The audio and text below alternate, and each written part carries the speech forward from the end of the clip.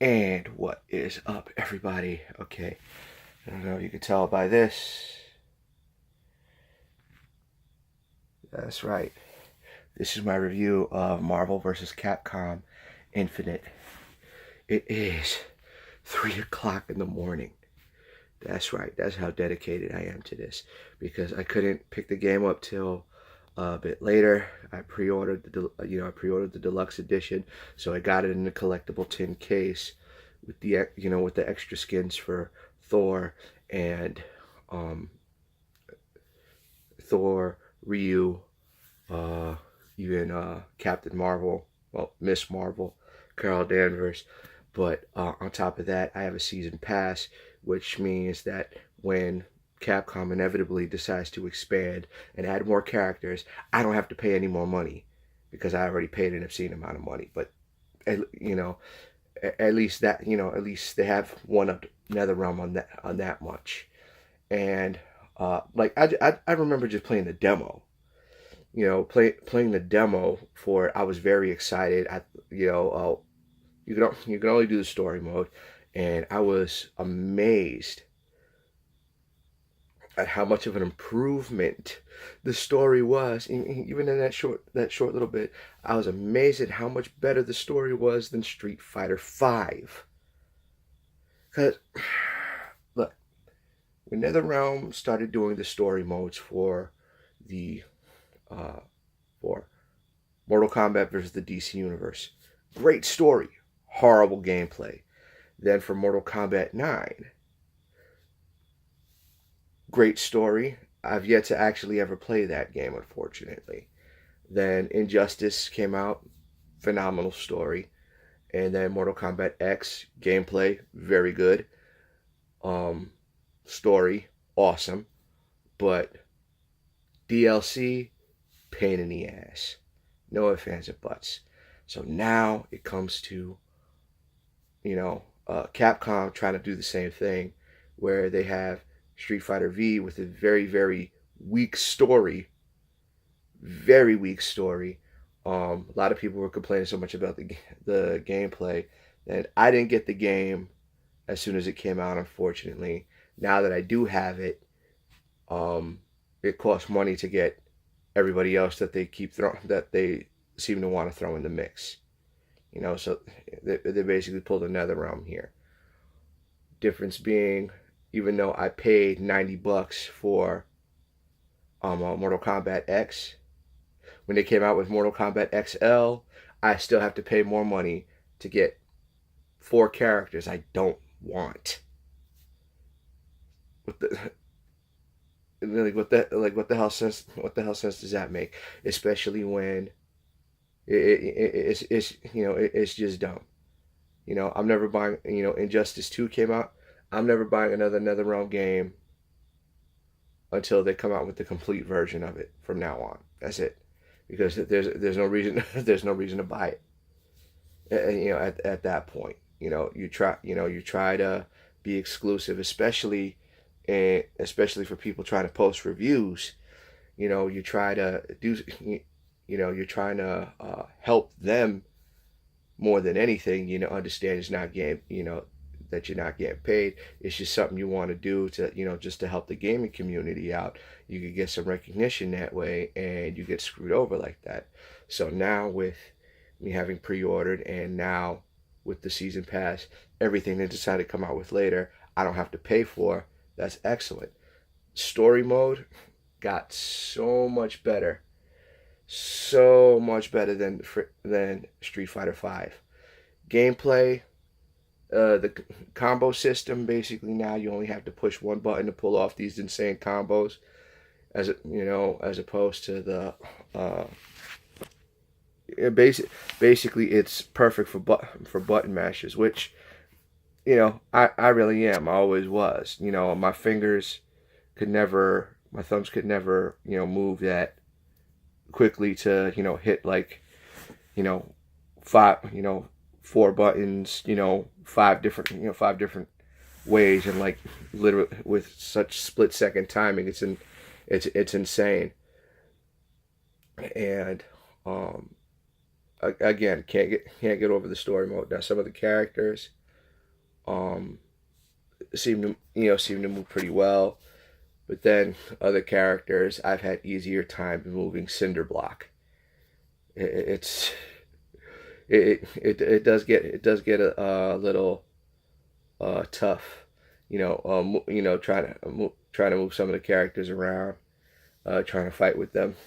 But then some characters obviously will pack more punch than others. Thanos, oh my god! But he's not overpowered either. Ultron Sigma, oh my god! First time you face him, you can't beat him. You're not supposed to beat him. Seriously, if anybody manages to beat Ultron Sigma the first time, I will pay you $100. Like seriously, and no cheat codes, no cheat codes. You have to straight up beat him without that. I will pay $100 to anybody who shows me how the hell you beat Ultron Sigma the first time. Ultron Sigma the first time in story mode, and that's when you're going up, and that's where the demo ended. You get your butt handed, you playing as Thor, and as whatever his name is from Spencer from Bionic Commando. The two characters getting their butts handed to them, and everybody basically retreating. That's that's the scene that I'm talking about. Fighting him again later. Obviously, obviously different. You know, if I'm spoiling this for anybody, I don't know why you don't have the game yet. Seriously, huge. Capcom having this huge party, for the release. GameStop didn't even bother calling me. It's like, oh well, everybody knew it was coming out today, so that's why we didn't bother calling anybody. It's like every other time I pre-ordered a game, you called me, and it's like, and because and I knew what days they were coming out.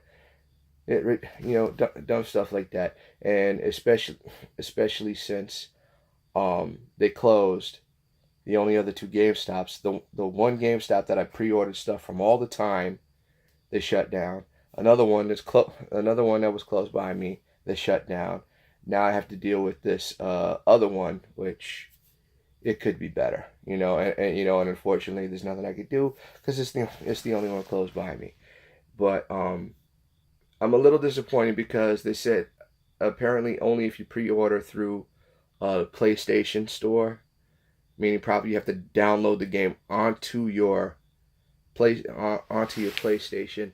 That's the only way to get Ultron and Sigma as playable characters, as two completely different playable characters.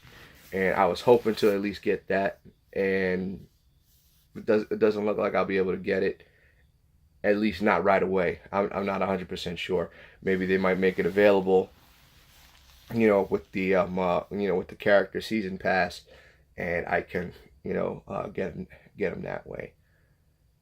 Till then, man, this game is.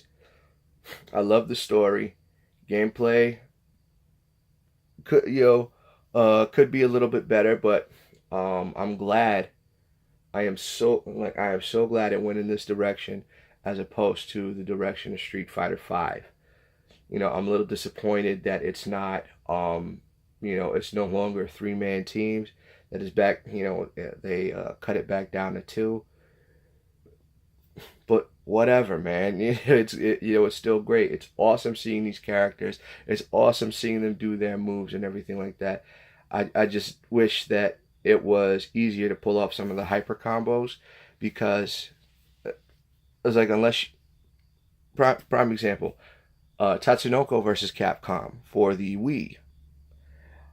We had that tiny controller with only 3 buttons, and you could pull off any of the 3 hyper combos by pushing 1 and 2 together, but at the same time either not up, down, left, and right.